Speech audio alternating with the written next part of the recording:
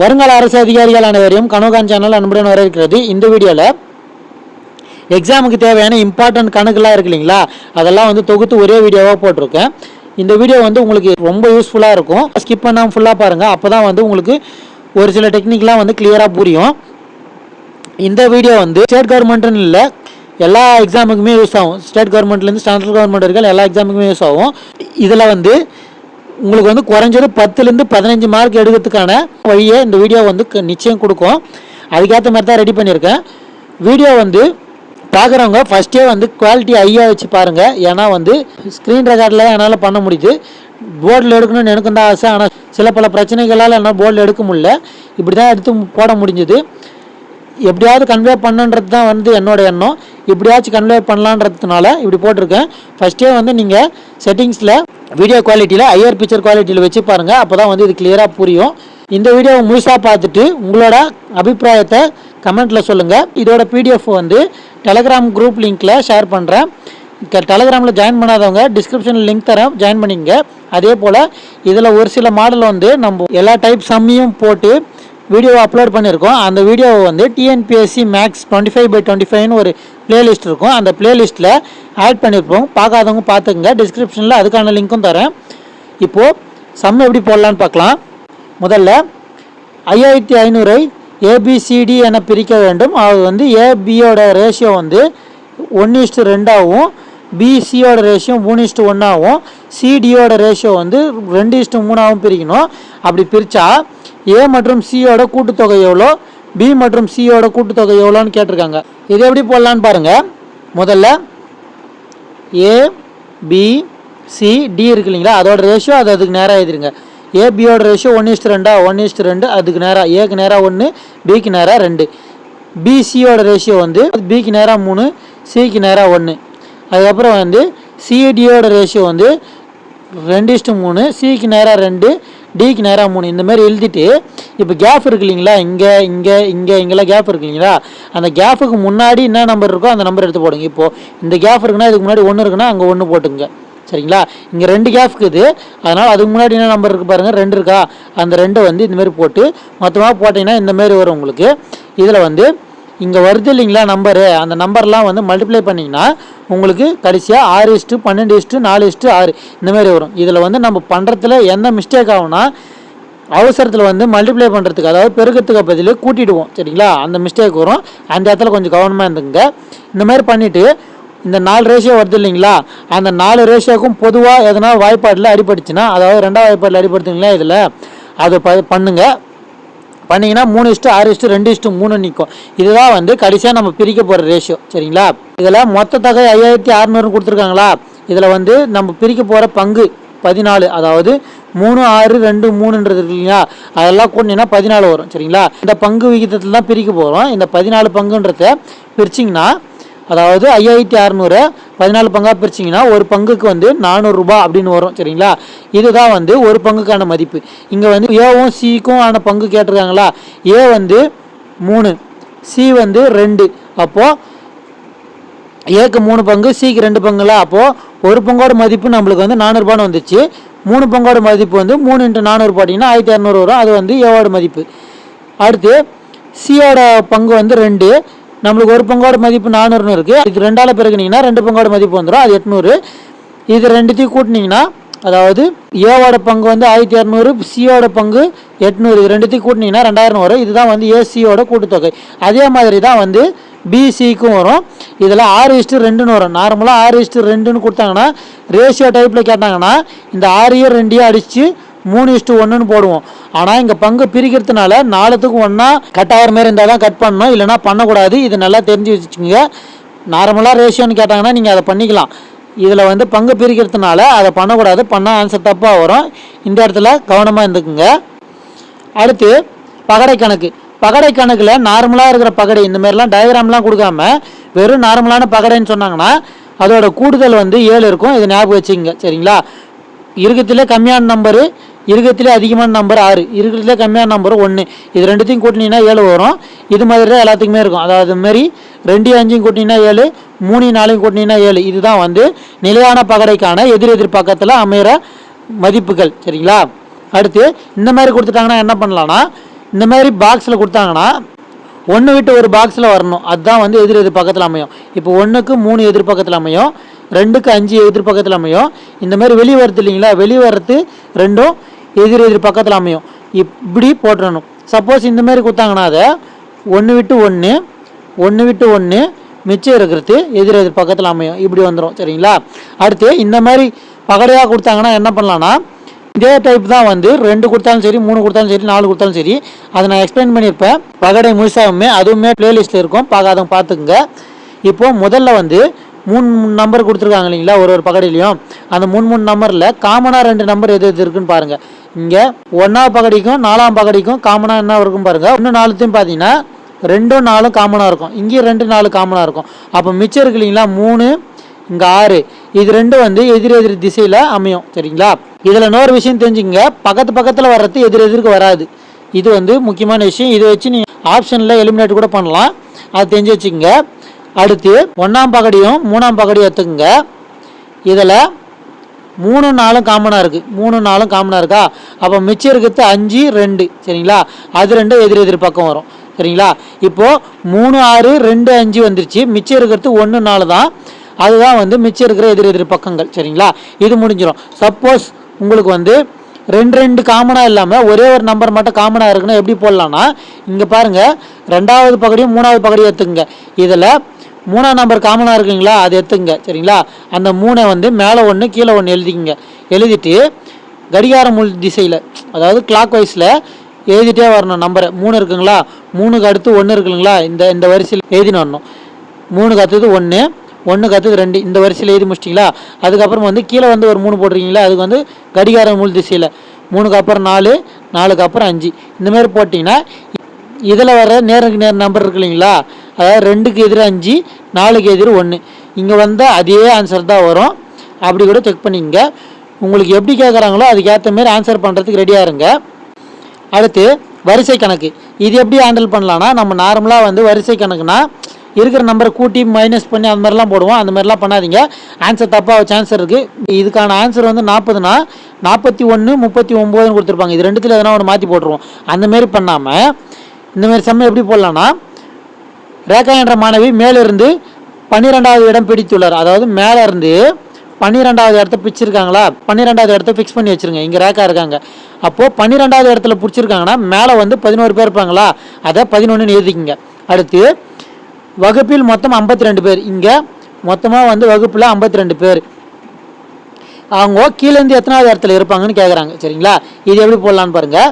இந்த மாதிரி நம்ம போட்டோம். 12வது இடத்துல இருக்கிறாங்க, மேலே 11 பேர் இருக்கிறாங்க. இப்போது மொத்தம் இங்கே வரைக்கும் வந்து 12வது இடத்துல இருக்கிறாங்களா, இந்த 12 பேர் கழிச்சா மிச்சம் இருக்கிறவங்க தான் வந்து கீழே இருக்கிறவங்க. சரிங்களா? 12 பேர் கழிச்சா 40 பேர் வருவாங்க இல்லைங்களா.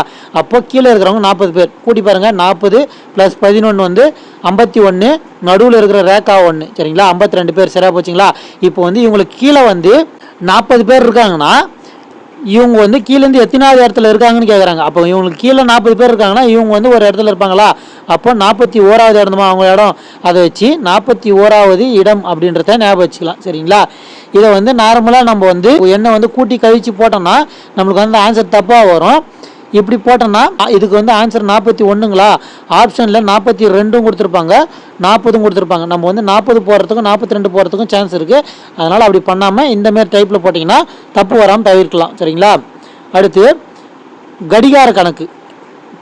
அதாவது கடிகாரம் வந்து கண்ணாடியில் வந்து 3 மணி 19 நிமிடங்கள் காட்டுதுன்னா உண்மையான நேரம் என்னன்னு கேட்குறாங்க. சரிங்களா? மொத்தமாக வந்து 12 மணி நேரங்கள் காட்டுது இல்லைங்களா கடிகாரத்தில். அந்த 12 எப்படி எழுதலாம்னா, 12 மணி நேரத்தை 11 மணி நேரம்னும் மிச்சம் இருக்கிற 1 மணி நேரத்தை 60 நிமிஷம்னு எழுதிக்கலாம் இல்லைங்களா. அப்படி எழுதிக்கிட்டு 3 மணி 19 நிமிஷம் காட்டுதுங்களா, அது 3 மணி 19 நிமிஷம். சரிங்களா? இதை போட்டு கழிச்சிங்கன்னா இங்கே 1, இங்கே 4 முடிஞ்சிச்சு. அடுத்து 8. சரிங்களா? இந்த மாதிரி வரும்.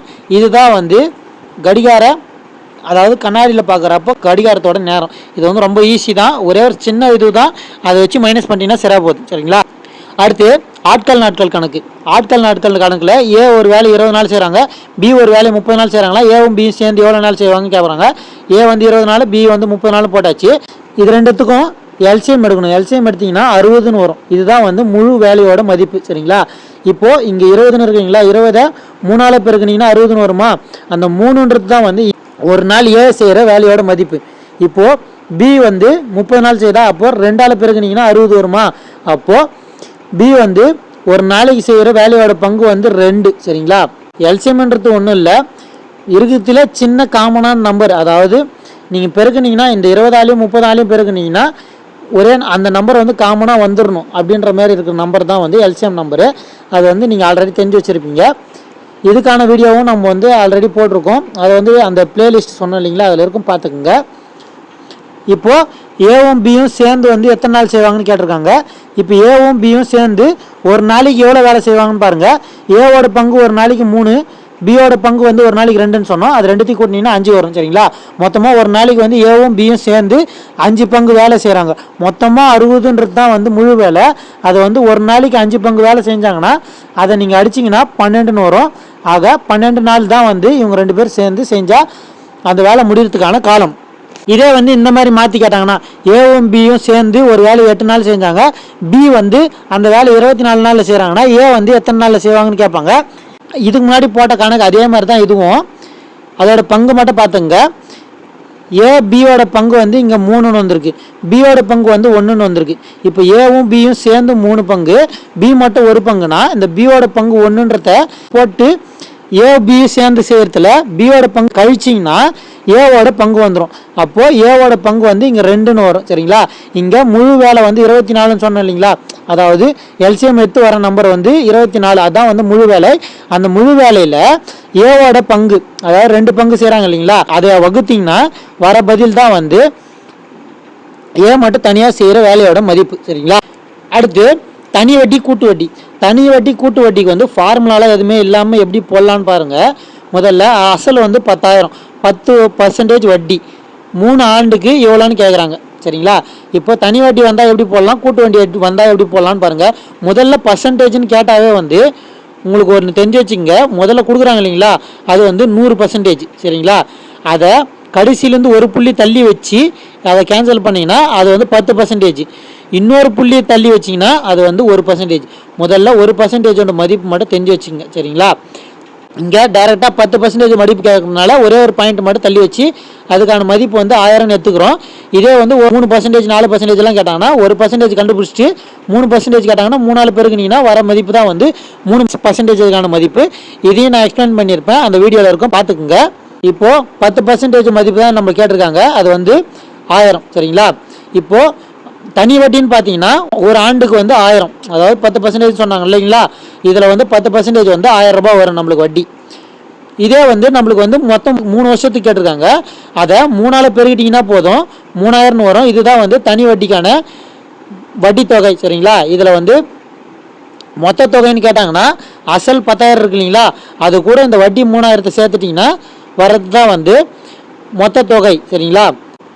கேள்வியில் மொத்த தொகைன்னு கேட்டுட்டு ஆப்ஷன் ஏல வட்டி 3000 இருக்கு இல்லைங்களா, அதை கொடுத்துருவாங்க. ஆப்ஷன் பிசிடியில் எதனா ஒன்று கொடுப்பாங்க. ஏன்னா இதை பார்த்துட்டு நம்ம நேராக வந்து 3000 போட்டுருவோம் இல்லைங்களா, தப்பு பண்ணுவோம் இல்லைங்களா, அந்த மிஸ்டேக்காக தான் அது கொடுப்பாங்க. தெளிவாக பார்த்துட்டு என்ன கேட்குறாங்கன்றத பார்த்துட்டு ஆன்சர் பண்ணுங்கள். அடுத்து கூட்டு வட்டினா எப்படி போடணும்னா, இப்போ நான் 10% எப்படி எடுக்குதுன்னு சொன்னேன் இல்லைங்களா, அதே மாதிரி தான் முதல் வருஷத்தில் வட்டி வந்து 1000 ரூபாய் வரும். நம்மளுக்கு போட்ட மாதிரி தான் ஃபஸ்ட்டு வருஷம் ஒரே மாதிரி தான் இருக்கும். இதை கூட கேள்வியாக கேட்கலாம். சரிங்களா? கூட்டு வட்டியும் தனி வட்டிக்கும் வட்டி தொகை அதாவது ஒரே மாதிரி இருக்கிறது எப்போன்னு கேட்பாங்க. அது வந்து ஃபஸ்ட்டு வருஷம் மட்டும்தான் கரெக்டாக இருக்கும், மிச்சம் எல்லா வருஷமும் மாறுபடும். சரிங்களா? இப்போது இதுக்கான ஃபஸ்ட்டு வருஷத்துக்கான வட்டி வந்து 1000 ரூபாய், அது கூட சேர்த்திங்கன்னா 11,000 வரும். சரிங்களா? இப்போது 2வது வருஷம் வட்டி எப்படி கணக்கு போடணும்னா இந்த 11,000க்கான 10% போடணும். சரிங்களா? இதே வந்து தனி வட்டினா அதே வட்டி தான், 10,000க்கான வட்டியாக தான் திரும்ப வந்துட்டுருக்கோம். ஆனால் இதில் வந்து அதோட வட்டியோடு சேர்த்து அதுக்கான வட்டி வரும். சரிங்களா? இது 11,000, அந்த 11,000க்கு 10%, அதாவது லாஸ்ட்லேருந்து ஒரு புள்ளி தள்ளி வச்சிங்கன்னா 1100ன்னு வரும். அந்த 1100 கூட்டினீங்கன்னா 12,100ன்னு வரும். சரிங்களா? 2வது வருஷம் முடிவில். இப்போ 3வது வருஷத்துக்கு பார்த்தீங்கன்னா அந்த 12,100ஓட 10% எடுக்கணும். சரிங்களா? அது எடுத்திங்கன்னா 13,310ன்னு வரும். சரிங்களா? இதுதான் வந்து கூட்டு வட்டியோட மதிப்பு. அதாவது கூட்டு வட்டியில் மொத்த தொகையோட மதிப்பு, கூட்டு வட்டி மட்டும் எவ்வளோன்னு கேட்டாங்கன்னா 3,310ன்னு வரும். சரிங்களா? இந்த கணக்கு வந்து கேட்க வாய்ப்பு இருக்குது.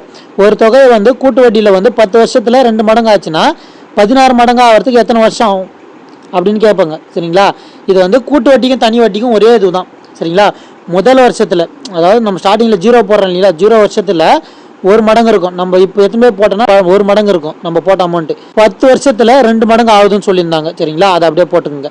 சரிங்களா, அதுக்கப்புறம் வந்து 10 வருஷமாக கூட்டிங்க. சரிங்களா, இப்போது இதை வந்து பெருக்கணும். சரிங்களா, 2 மடங்கு ஆகுதா, அடுத்தது 4 மடங்கு ஆகும், அடுத்தது 8 மடங்கு ஆகும், அடுத்தது 16 மடங்கு ஆகும். இந்த மாதிரி பெருக்கின்னு போகணும்.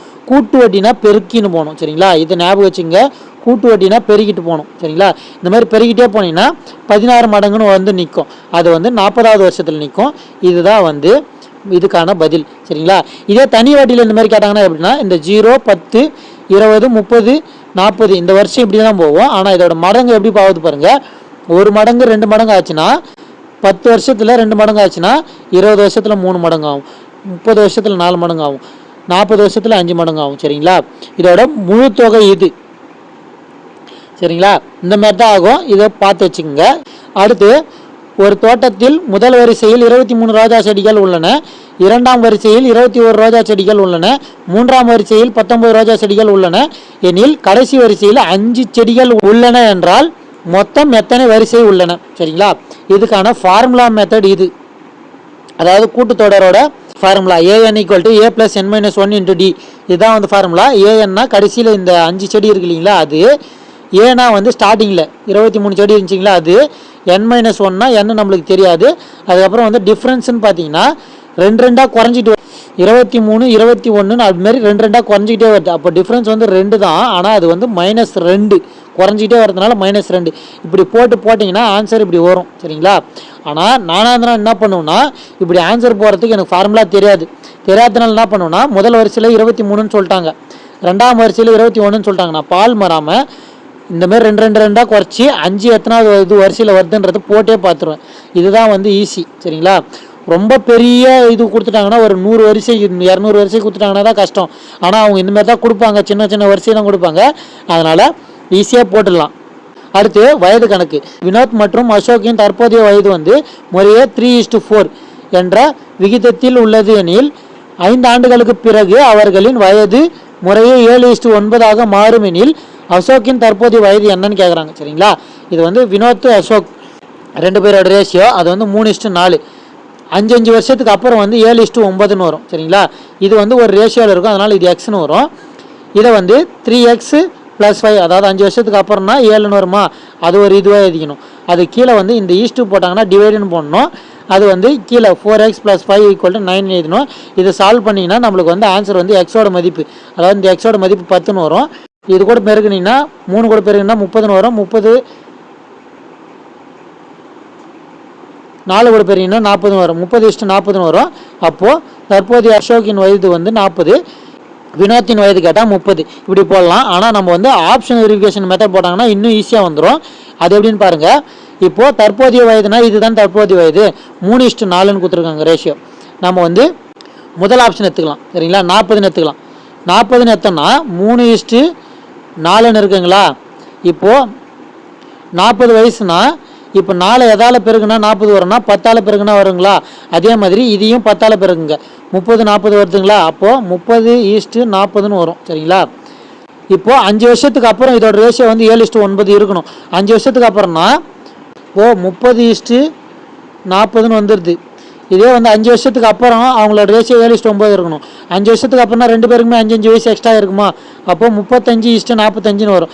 இதை சுருக்குனிங்கன்னா 7 முறை வரும், இது வந்து 9 முறை வரும். இந்தமாதிரி கிராஸ் செக் பண்ணிங்கன்னா அது வர்றது ஆன்சர் கரெக்டாக வந்துச்சுன்னா அதுதான் வந்து இதுக்கான ஆன்சர். சரிங்களா, அடுத்து பர்சன்டேஜ் கணக்கு.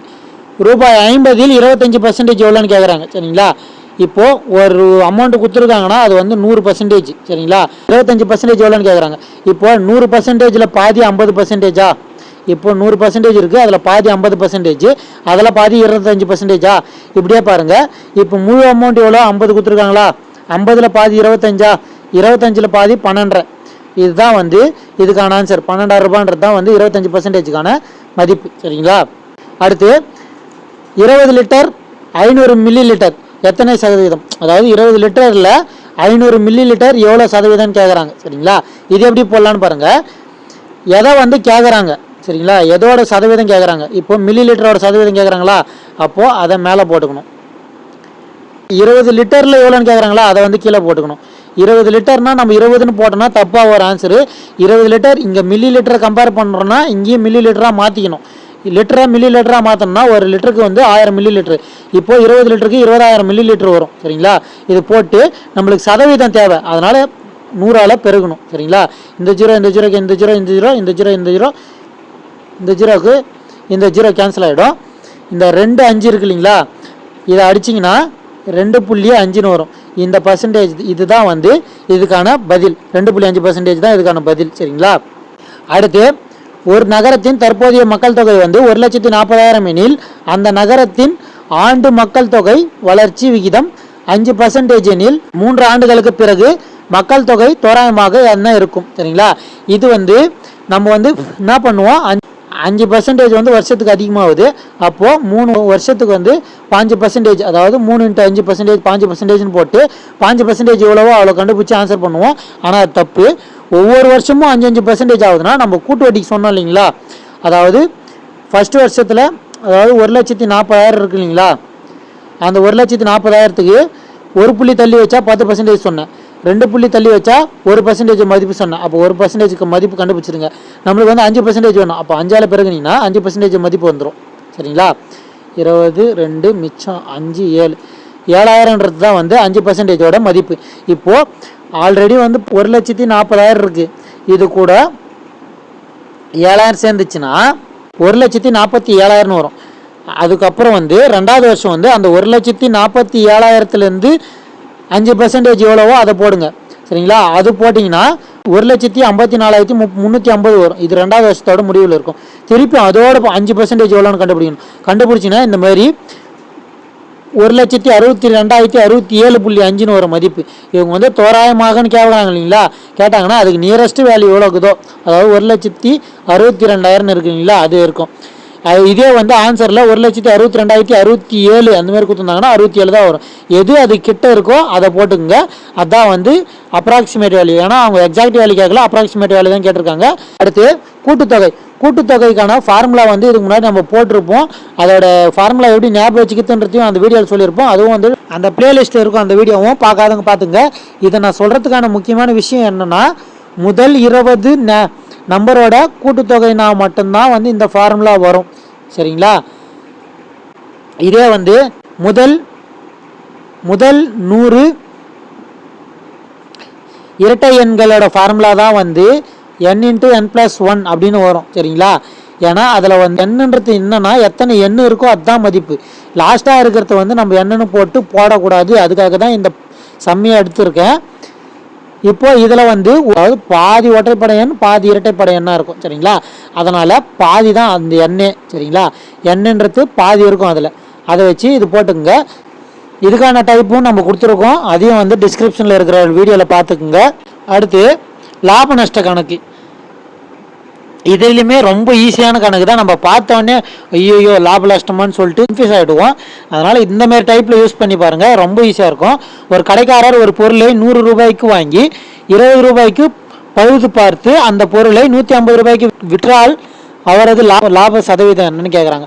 சரிங்களா, இப்போது நார்மலாக வந்து 100 ரூபாய்க்கு வாங்கி 150 ரூபாய்க்கு விற்கிறான்னா அவங்களுக்கு வந்து 50 ரூபா வந்து லாபம் கிடச்சிருக்கும். சரிங்களா, 50 ரூபா லாபம் கிடச்சிருக்கும்.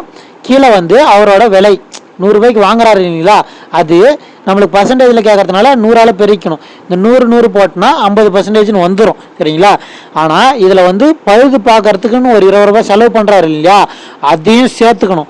எங்கே சேர்த்துக்கணும்னா மொத்தமாக வந்து 120 ரூபாவா அவர் பழுது பார்க்கறது, விற்றது வந்து 150 ரூபாவா, அவருக்கு கிடைச்ச லாபம் வந்து 30 ரூபாவா.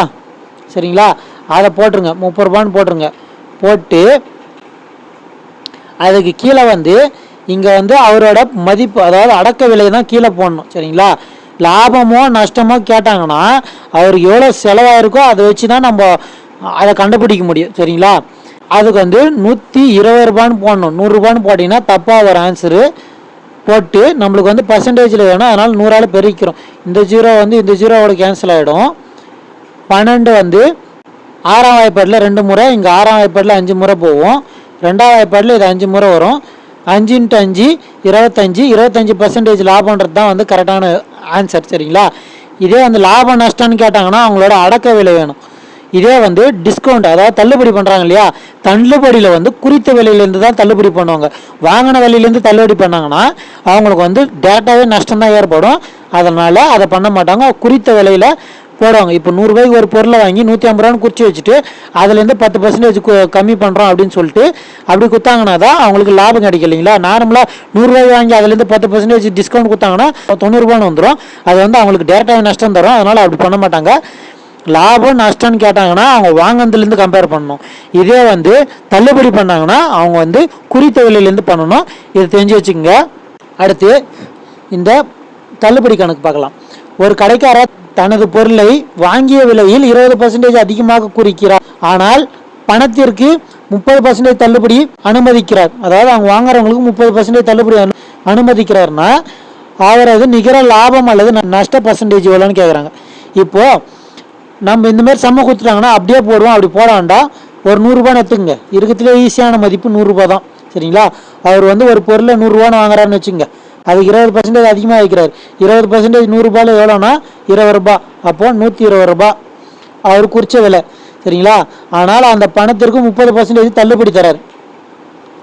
30% எவ்வளோன்னு பார்த்தீங்கன்னா இப்போது அவர் வந்து 120 ரூபா குறித்து வச்சுக்கிறாரு. அதுக்கு வந்து 30% எவ்வளோன்னு பார்த்தீங்கன்னா 30% இருக்கிறதுனால பை 100ன்னு போட்டுருங்க. இதை அடிச்சிங்கன்னா 6 3 36 ரூபா கம்மியாகும். சரிங்களா? அவர் வந்து 120 ரூபாயிலேருந்து 36 ரூபா கம்மியாச்சுன்னா 84 ரூபா தான் வரும். சரிங்களா? 84 ரூபாய்க்கு விற்றாருன்னா அதுவே டைரெக்டாக வந்து 100 ரூபாவுடைய கம்மியானது. அப்போது அவருக்கு நஷ்டம்தான்றது இதிலே தெரிஞ்சிடும் நம்மளுக்கு. சரிங்களா? அதோட பர்சன்டேஜ் எவ்வளோன்னு பார்க்கணும். இப்போ நஷ்டத்தை எப்படி கணக்கிடணும்னா குறித்த விலையிலேருந்து நஷ்டத்தை கணக்கிடக்கூடாது. நஷ்டன்றது வந்து அவர் ஒரு பொருளை வாங்கின்னு வராரு பார்த்தீங்கன்னா 100 ரூபாய்க்கு வாங்கின்னு வராரா, அந்த 100 ரூபாயில் 84 ரூபா அவர் விற்கிறாரு. விற்றாருன்னா 16ன்னு வரும். அந்த 16 ரூபா தான் வந்து அவருக்கு நஷ்டம். சரிங்களா? அந்த நஷ்டத்தை எவ்வளோ பர்சன்டேஜ்னு பார்த்தீங்கன்னா 16 ரூபா நஷ்டங்களா. எதை வச்சு கம்பேர் பண்ணணும்னு சொன்னேன்? 100 ரூபா அவர் வாங்கின விலை. சரிங்களா? அதை நம்மளுக்கு வந்து பர்சன்டேஜ் வேணும். அதனால் 100ஆல் பெருக்கிறோம். இந்த 100 இந்த 0 கேன்சல் பண்ணிங்கன்னா 16 வரும். இந்த 16% தான் அவருக்கு வந்து நஷ்டம். சரிங்களா? இங்கே லாபமாக நஷ்டமானு கண்டுபிடிச்சிட்டோம். இங்கே 16% நஷ்டன்றது தான் வந்து நம்ம குறிப்பிடணும். இதுதான் வந்து இதுக்கான பதில். கடைசியாக வந்து பை டயக்ராம். சரிங்களா? ஒருத்தரோட மொத்த வருமானம்னு ஒன்று கொடுத்துருவாங்க. இந்தமாரி பை சார்ட் மாரி கொடுத்துட்டு பர்சன்டேஜ் கொடுத்துட்டு அவர் எதில் எவ்வளோ செலவு பண்ணியிருக்காருன்னு கேட்பாங்க. இது நம்மளை நார்மலாக சொன்னது தான். ஒரு விஷயம் 2 லட்சம் இருக்குங்களா, இது வந்து அவரோட மொத்த வருமானம். இதில் நம்மளுக்கு வந்து முதல்ல வந்து 1% கண்டுபிடிச்சி வச்சுருங்க. ஏன்னா இப்போ அந்த 1% வச்சு தான் மிச்சம் எல்லாத்தையுமே கண்டுபிடிப்போம். எப்படின்னு பாருங்கள். லாஸ்ட்லேருந்து ஒரு ஸ்தானம் தள்ளி வச்சா அது வந்து 10% சொன்னோம். இன்னொரு ஸ்தானம் தள்ளி வச்சா அது வந்து 1% சொன்னோமா.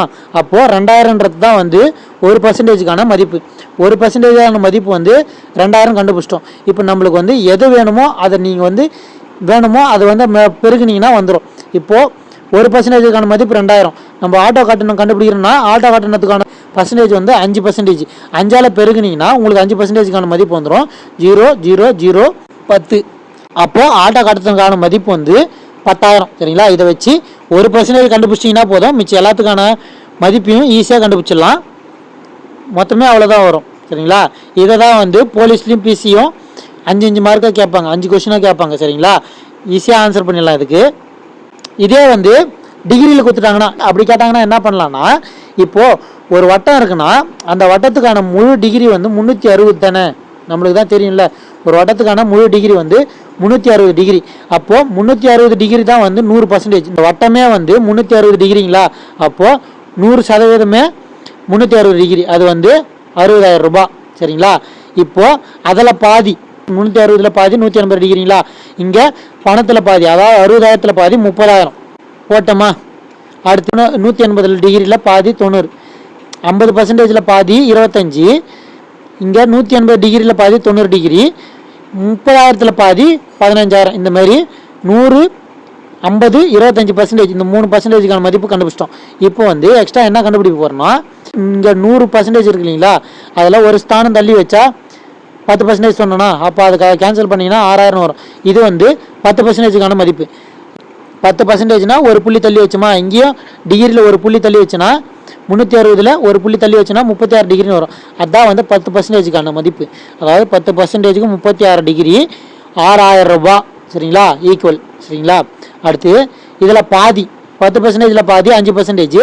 இங்கே 36 டிகிரியில் பாதி 18 டிகிரி. இங்கே 6000ல் பாதி 3000. இதெல்லாம் வந்து கண்டுபிடிச்சி வச்சிட்டிங்கன்னா உங்களுக்கு எது கேட்டாலுமே ஈஸியாக ஆன்சர் பண்ணிடலாம். எப்படின்னு பாருங்கள். இப்போது டைரெக்டாக வந்து போக்குவரத்து கேட்குறாங்கன்னு வச்சுங்க. இங்கே டைரெக்டாக வந்து 90 டிகிரிக்கு வந்து நம்ம 5000 கண்டுபிடிச்சிட்டோம். இப்போது போக்குவரத்துக்கு எவ்வளோ செலவு பண்ணியிருப்பாங்கன்னு கேட்பாங்க. அது வந்து 5000 அப்படியே போட்டுடலாம். அடுத்தது வந்து உணவுக்கு கேட்குறாங்கன்னு வச்சுக்கோங்க. இங்கே உணவுக்கு 72. இப்போ 36 × 2 போட்டிங்கன்னா 72 வந்துடுமா. இதேமாதிரி 6000 2ஆல் பெருக்குனிங்கன்னா 12000 வந்துடும். அப்போ உணவுக்கு 12000. சரிங்களா, இந்த மாதிரி இப்போது 54 பேருக்கு இல்லைங்களா, அதுக்கு வந்து 18 × 3ன்னு போட்டிங்கன்னா 54ன்னு வரும். இது 3000 × 3ன்னு போட்டிங்கன்னா 9000ன்னு வரும். சரிங்களா, அப்போது 9000 தான் வந்து இதுக்கான பதில். சரி, எல்சிஎம்னு இருக்கு இல்லைங்களா, எல்சிஎம்னா வந்து லீஸ்ட் நம்பர். சரிங்களா, லீஸ்ட்டு சின்ன நம்பர்னால் நம்ம இங்கே பெரிய நம்பரை குறிக்கணும். இதை மட்டும் ஞாபகம் வச்சுங்க. மிச்சம் எல்லாத்தையும் எப்படி ஆன்சர் பண்ணலான்னு பார்க்கலாம். முதல்ல 9க்கும் 12க்கும் எல்சிஎம் எடுத்துக்கணும். 9க்கும் 12க்கும் எல்சிஎம் எடுத்தோன்னா 3 வாய்ப்பாடு 3 முறை 4 முறை 12 12 3 36. சரிங்களா, இதுதான் வந்து எல்சிஎம். 36ன்றது தான் வந்து எல்சிஎம். 36 பாருங்கள், இதில் எல்லாத்துலேயுமே வந்து 36 36 36 36ன்னு இருக்குங்களா. அப்போது அடுத்த ஸ்டெப்பு, இப்போது லீஸ்ட்னா நான் என்ன சொன்னேன், ஹையஸ்ட் நம்பர் எடுத்துக்கணும்னு சொன்னேன். இப்போது A³ A² இருக்காங்க ரெண்டுத்துலேயும் எது பெருசு, A³. அப்போது A³ எடுத்துக்கோங்க. அடுத்து B², இங்கேயும் B². அப்போது பெருசு எது, B² தான் காமனாக இருக்குது, எடுத்துக்கலாம். இங்கே C இருக்குது, இங்கே இல்லை. அப்போது இருக்கிறத எடுத்துக்கலாம். சரிங்களா, அப்போது A³ B² Cன்றது வரைக்கும் தெரிஞ்சு போச்சு. இந்த 36ன்றதும் தெரிஞ்சிச்சு. இங்கே எக்ஸ்ட்ரா வந்து மைனஸ் இருக்குது. சரிங்களா, இந்த மைனஸ் சேர்த்துக்கணும். சரிங்களா, இருக்கிறது எல்லாத்தையும் சேர்த்துக்கணும். அதுதான் வந்து எல்சிஎம். இந்த மாதிரி பார்த்தீங்கன்னா ஈஸியாக இருக்கும். ஒரு சிலது வந்து இந்த கியூப் ஸ்கொயர் இருக்கு இல்லைங்களா, இந்த வேரியபிள்ஸோட இது பார்த்தீங்கன்னாவே கரெக்டாக ஆன்சர் வந்துடும். அடுத்து இந்த கேள்விலையும் எல்சிஎம் தான் கேட்டிருக்காங்க. எல்சிஎம்னா இருக்கிற நம்பருக்கு எல்சிஎம் ஃபஸ்ட்டு எடுத்துருங்க. சரிங்க, எல்லாத்துக்குமே வந்து 105 காமனாக இருக்குது. அதனால் இது எல்சிஎம் எடுக்க தேவையில்லை, அப்படியே ஆன்சர் பண்ணிடலாம். இப்போ பாருங்கள், நான் முன்னாடி சொன்ன மாதிரி லீஸ்ட்னா பெரிய நம்பர் எடுத்துக்கணும்னு சொன்னேன். இப்போது X² X. சரிங்களா, இதில் பெருசு எது, X² தான். அப்போது X² எடுத்துங்க. சரிங்களா, X². இப்போது இங்கே Y இருக்குது, Y² இருக்குது. இதில் பெருசு எது, Y². அப்போது Y² எடுத்துங்க. சரிங்களா, முன்னாடி இருக்கிற 105 எல்லாத்தையுமே காமனாக தான் இருக்குது. அதனால் அது எதுவும் பண்ண தேவையில்லை. இப்போது 105 X² Y²ன்றது தான் வந்து இதுக்கான ஆன்சர். சரிங்களா, அடுத்து HCF கேட்டிருக்காங்க.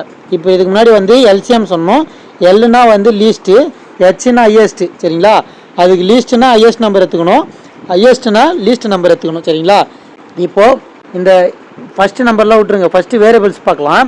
இங்கே X² இருக்குது, இந்த X³ இருக்குது. நம்ம என்ன சொன்னோம், ஹையஸ்ட் H வந்துச்சுன்னா லீஸ்ட் நம்பர் எடுத்துக்கணும். லீஸ்ட் எது, X². சரிங்களா, அடுத்தது Y³ இருக்குது, Y⁴ இருக்குது. இங்கே ஹையஸ்ட் கேட்டிருக்காங்க, நம்ம லீஸ்ட் எடுத்துக்கணும், Y³. இங்கே X² Y³ எங்கே இருக்குதுன்னு பாருங்கள், இங்கே இருக்குங்களா. இதுலேயே வந்து ஆன்சர் வந்துச்சு. சரிங்களா, அதுவும் இல்லாமல் இந்த 24க்கும் 16க்கும் பாருங்கள், 24க்கும் 16க்கும் HCF எடுத்திங்கன்னா உங்களுக்கு வந்து 4ஆம் வாய்ப்பாடில் 6 முறை 4 முறை, 2ஆம் வாய்ப்பாடில் 3 முறை 2 முறை. இப்போ இது மட்டும்தான் வந்து HCF-ஆக வரும். இந்த 4 × 2 மட்டும்தான் HCF. சரிங்களா, 4 × 2 அதாவது 8. இதுதான் வந்து இங்கே கொடுத்துருக்கணும். ஆனால் அதுக்கு பதில் வந்து 2 கியூப்னு கொடுத்துருக்காங்க. 2 கியூபோட மதிப்பும் 8 தான். அதனால் இதை ஆன்சராக எடுத்துக்கலாம். சரிங்களா, நம்ம ஆல்ரெடி இந்த XY கண்டுபிடிச்சதுலேயே வந்து ஆன்சர் வந்துச்சு, இருந்தாலும் செக் பண்ணி பார்த்துக்கிறோம். சரிங்களா, அடுத்து HCF கேட்டிருக்காங்க. நம்ம என்ன சொன்னோம், கம்மியான நம்பர் எடுத்துக்கணும். ஹையஸ்ட் நம்பர் கேட்டிருக்காங்க, நம்ம வந்து கம்மியான நம்பர் எடுத்துக்கணும். கம்மியானா அப்படியே டைரெக்டாக கம்மியாகிறது எடுத்துக்கூடாது. அந்த கம்மியான நம்பர் வந்து மிச்சம் இருக்குது பார்த்தீங்களா, அந்த நம்பரை வகுக்கணும். சரிங்களா, எக்ஸாக்டாக வகுக்கணும். வகுக்கலைன்னா அந்த நம்பர் இது எடுக்கக்கூடாது. கம்மியாகிற நம்பர் எது வகுக்குதோ அந்த நம்பர் எடுத்துக்கணும். சரிங்களா? அப்போது 25 இதில். சரிங்களா? கம்மியான நம்பர் இப்போ எல்லாத்துலேயுமே வந்து 25க்கு இது பியில் மட்டும்தான் 25 இல்லை, அதனால் அது வராது, அது மட்டும் எடுத்துருங்க. இப்போது ஹையஸ்ட்டு கேட்டிருக்காங்களா? இப்போது ஏல பாருங்கள், ஏ ஸ்கொயர் ஏ. அப்போது நம்ம வந்து ஹையஸ்ட்டுன்னு கொடுத்தாங்கன்னா லோயஸ்ட்டு தான் எடுக்கணும். அப்போது ஏ மட்டும் எடுத்துக்கலாம். சரிங்களா? பியில் பாருங்கள், பி கியூப் பி. அப்போது ஹையஸ்ட்டு கேட்டிருக்காங்க, இங்கே நம்ம வந்து லோயஸ்ட்டு தான் எடுத்துக்கணும், அது வந்து பி. சரிங்களா? அடுத்து வந்து சி வந்து எல்லாத்துலேயும் காமனாக தான் இருக்குது. அப்போ சி தான் 25ன்றது ஏற்கனவே கண்டுபிடிச்சிட்டோம். இங்கே ஏபிசின்றது தான் வந்து இதுக்கான பதில். சரிங்களா? அடுத்து இந்த மாதிரி கேட்டாங்கன்னா என்ன பண்ணலான்னா, இதுக்கு ஒரே ஒரு ஃபார்முலா தான். 2 நம்பர் இருக்கு இல்லைங்களா, 2 எண்ணு, அந்த எண்ணோட பெருக்கல் வந்து எதுக்கு சமமாக இருக்குன்னா, எல்சிஎம் கொடுக்குறாங்க இல்லைங்களா, அதுக்கும் ஹெச்சிஎஃப் கொடுக்குறாங்க இல்லைங்களா, அது ரெண்டுத்தையும் பெருக்கிறதுக்கான மதிப்புக்கு ஈக்குவலாக இருக்கும். சரிங்களா? இப்போது இந்த கேள்வியில் என்ன கேட்டிருக்காங்க பாருங்கள், இரு எண்களின் பெருக்கற்பலன் 432 மற்றும் அவைகளின் மீசிமா மற்றும் மீப்போவா முறையே 72 மற்றும் 6 ஆகும்.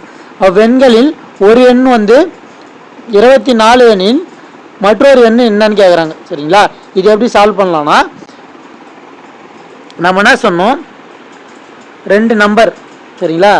2 நம்பரோட பெருக்கல் பலன் எதுக்கு ஈக்குவலாக இருக்கணும்னா, எல்சிஎம்மு அப்புறம் ஹெச்சிஎஃபோட பெருக்கல் பலனுக்கு ஈக்குவலாக இருக்கும். சரிங்களா? இப்போது 2 நம்பரோட பெருக்கல் பலன் கொடுத்துருக்காங்களா, அப்போ 432. இங்கே எல்சிஎம்மு ஹெச்சிஎஃப் எவ்வளோ கொடுத்துருக்காங்க, 72 × 6. இது ஈக்குவலாக தான் இருக்குது. அப்போது 72 × 6 போட்டிங்கன்னா கூட 432 தான் வரும். அப்போது ஒரு வேல்யூ மட்டும் எடுத்துக்கலாம். இப்போது இதோட வேல்யூ எதுக்கு ஈக்குவலாக இருக்குன்னா, எக்ஸ் இன்ட்டு ஒய், அதாவது எக்ஸ் இன்ட்டு ஒய். 2 நம்பர் இருக்கு இல்லைங்களா, அதோட இது. இப்போது ஒரு எண்ணு வந்து 24ன்னு சொல்லிட்டாங்க. அப்போது 24 போட்டுங்க இன்ட்டு ஒய். சரிங்களா? இந்த 24 இந்த பக்கம் எடுத்துகிட்டு போனீங்கன்னா டிவைடில் வந்துடும், அதாவது வகுத்தலில் வந்துடும். இந்த 24 432 அடிச்சிங்கன்னா 8 வரும். சரிங்களா? இதுதான் வந்து இதுக்கான பதில். நம்ம மெயினாக ஞாபகம் வச்சுக்க வேண்டியது ஒரே விஷயந்தான், 2 எண்களோட பெருக்கல் வந்து எல்சிஎம் மற்றும் ஹெச்சிஎஃபோட பெருக்கல் பலனுக்கு ஈக்குவலாக இருக்கும். அது மட்டும் ஞாபகம் வச்சுக்கோங்க. அடுத்த சம்மும் அதே மாடல் தான். இதில் என்ன கொடுத்துருக்காங்கன்னா, எல்சிஎம் அதாவது ஒரு எண்ணின் மீப்போமா ஆனது அந்த 2 எண்களின் மீப்போவாவின் 6 மடங்கு ஆகும். அதாவது 2 நம்பரோட எல்சிஎம் வந்து 6 மடங்கு ஹெச்சிஎஃப்க்கு சமம் அப்படின்னு சொல்லியிருக்காங்க. சரிங்களா? ஆனால் ஹெச்சிஎஃபோட மதிப்பு என்னன்னு கொடுத்துருக்காங்கன்னா 12. அப்போது 6 × 12ன்னு போட்டுக்கலாமா இங்கே? அப்போது போட்டிங்கன்னா 6 × 12 எவ்வளோனா 72ன்னு வரும். அப்போது எல்சிஎம்மோட மதிப்பு வந்து 72. இதில் கிடச்சிச்சிங்களா? அப்போது எல்சிஎம் வந்து 72, ஹெச்சிஎஃப் வந்து 12, இது கிடச்சிச்சு. இப்போது ஒரு நம்பர் வந்து 36ன்னு கொடுத்துட்டாங்க. ஆல்ரெடி இதுக்கு முன்னாடி போட்டோம் இல்லைங்களா, அந்தமாதிரி போட்டு பாருங்கள். X into Y equal to LCM into HCF. சரிங்களா? LCM 72, HCF 12. சரிங்களா? அடுத்து ஒரு நம்பர் என்னன்னு கொடுத்துருக்காங்க, 36ன்னு கொடுத்துருக்காங்களா. இன்னொரு நம்பர் வந்து நம்மளுக்கு தெரில, அது அப்படியே எக்ஸ்ன்னு வச்சுக்கலாம். 36 இங்கே கேன்சல் பண்ணிங்கன்னா 72 2 முறை வரும். சரிங்களா? இங்கே ஆல்ரெடி 12 இருக்குது, 12 கூட பெருக்குனிங்கன்னா 24ன்னு வரும். அதுதான் இந்த கேள்விக்கான பதில். அடுத்து எல்சிஎம் கேட்டிருக்காங்க. சரிங்களா? எல்சிஎம்னா லீஸ்ட்டு. சரிங்களா? லீஸ்ட்னா நம்ம வந்து ஹையஸ்ட் எடுக்கணும்னு சொன்னேன். இப்போது ஏபிசி இருக்கு இல்லைங்களா, அதை வந்து பார்த்துடலாம். ஃபஸ்ட்டு இங்கே ஏ கியூபு ஏ ஸ்கொயர் இருக்குது. இப்போது இங்கே லீஸ்ட் கேட்டுக்கிறாங்க, அப்போ ஹையஸ்ட் எடுத்துக்கலாம். ஹையஸ்ட்னா ஏ கியூபு. சரிங்களா? அடுத்து பி ஸ்கொயர் இருக்குது, பி ஸ்கொயர் இருக்குது, ரெண்டும் காமனாக தான் இருக்குது. அப்போ பி ஸ்கொயரே எடுத்துக்கோங்க. அடுத்து சி ஸ்கொயர் இருக்குது, சி ஸ்கொயர் இருக்குது, அப்போ சி ஸ்கொயரே எடுத்துக்கோங்க. இப்போது இங்கே நம்பர் மட்டும் தான் எடுக்கணும். சரிங்களா? அதுக்கு முன்னாடியே வந்து நம்மளுக்கு ஆன்சர் வருதா பாருங்கள். இங்கே A cube B square C square இங்கே வந்து வரல. ஏ கியூப் பி ஸ்கொயர் வருது, சி மட்டும்தான் வந்திருக்கு, இதுவும் வரல, இங்கேயும் வரல. அப்போது இங்கே பி தான் ஆன்சர் கரெக்டு. சரிங்களா? சப்போஸ் அந்த ஆப்ஷனில் வந்து இது கரெக்டாக ஆகலைன்னா, இந்த மாதிரி 2 கொடுத்துருந்தாங்கன்னா, அதாவது ஏ கியூப் பி ஸ்கொயர் சி ஸ்கொயர்னு 2 கொடுத்துருந்தாங்கன்னா, காமனாக கொடுத்துட்டு இருந்தாங்கன்னா, நீங்கள் வந்து 9க்கும் 12க்கும் எல்சிஎம் எடுக்கணும். எல்சிஎம் எடுத்திங்கன்னா 3ஆம் வாய்ப்பாடில் 3 முறை 4 முறை. சரிங்களா? 4 12, 12 36. அப்போது இதுதான் வந்து இதுக்கான பதில். சரிங்களா? இதுதான் வந்து கணக்குகளை சால்வ் பண்ணுறதுக்கான ஈஸியான ஷார்ட்கட் வீடியோ. இந்த வீடியோ உங்களுக்கு பிடிச்சிருந்தா வீடியோ லைக் பண்ணிக்கங்க, உங்கள் ஃப்ரெண்ட்ஸுக்கு ஷேர் பண்ணி விடுங்க. மறக்காம நம்ம சேனலில் சப்ஸ்கிரைப் அண்ட் சப்போர்ட் பண்ணுங்கள். இப்படிக்கு கனு காஞ்சிவா. நன்றி, வணக்கம்.